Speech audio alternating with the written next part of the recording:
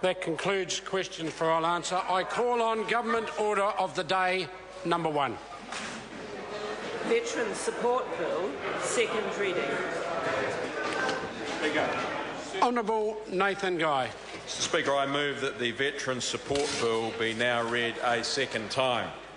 On behalf of Veterans Affairs Minister Michael Woodhouse, I would firstly like to thank the Social Services Committee for their hard work in examining the bill. They have carefully reviewed the bill to ensure that it is a fitting replacement and provides adequate support for not only our current veterans but also for our future veterans. Service and defence of our nation for freedom and democracy around the world is a sacrifice that needs appropriate recognition and legislation. I would also like to thank veterans for their feedback on the bill. The bill received a number of submissions which were carefully considered by the committee. While submitters focused on various issues, responses indicated an underlying support for the new legislation. Order. Would members leaving the chamber please show some respect to the member trying to address the House? Thank you.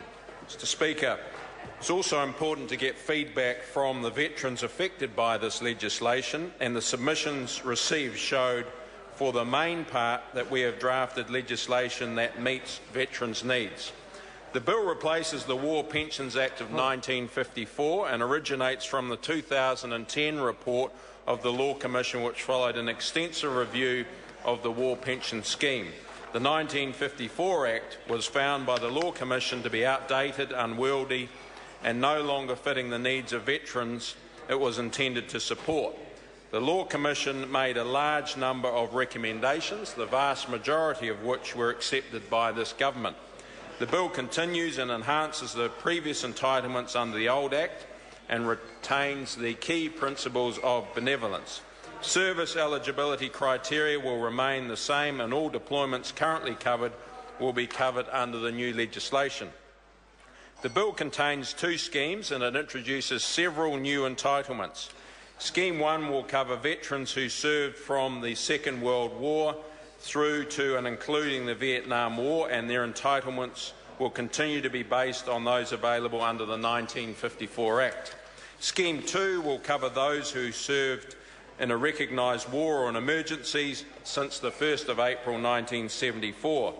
The entitlements will be closely aligned with those available under ACC, but with an additional top-up that recognises the special nature of military service. The bill will also include a more modernised approach to rehabilitation. Submissions confirm general support for these proposals. In addition, submitters recommended changes to some key areas. It is pleasing to see that, where appropriate, the committee has recommended changes be made to the bill to reflect these. One of the key changes made by the committee is to the threshold for veterans' pension. Submissions questioned whether 55% was the appropriate level of whole person impairment to use as a threshold for the veterans' pension and other entitlements, noting that it did not appear to be the equivalent of the threshold currently used in the 1954 Act. The information that was provided to the committee established that 52% whole person impairment was in fact the most equivalent threshold, and in order to not disadvantage veterans, the threshold will be moved from 55% to 52%.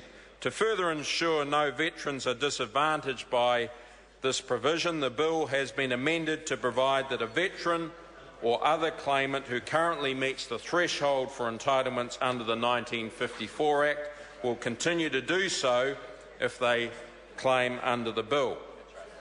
I note that a minority on the committee suggested that the disablement threshold for veterans' pension eligibility should change from 54% on the new scale all the way to 0.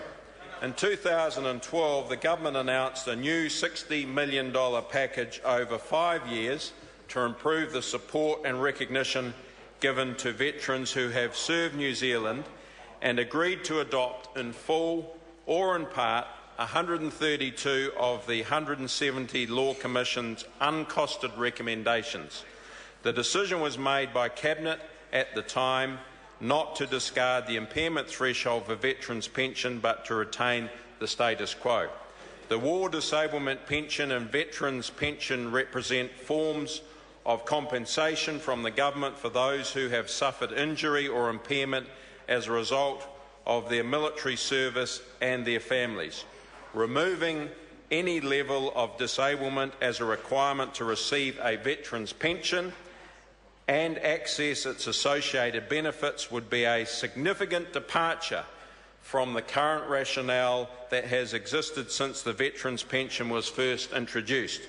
It would cost more than $40 million over the first 4 years alone, with most of this coming directly from the lump sum payment that is triggered by the death of a veteran.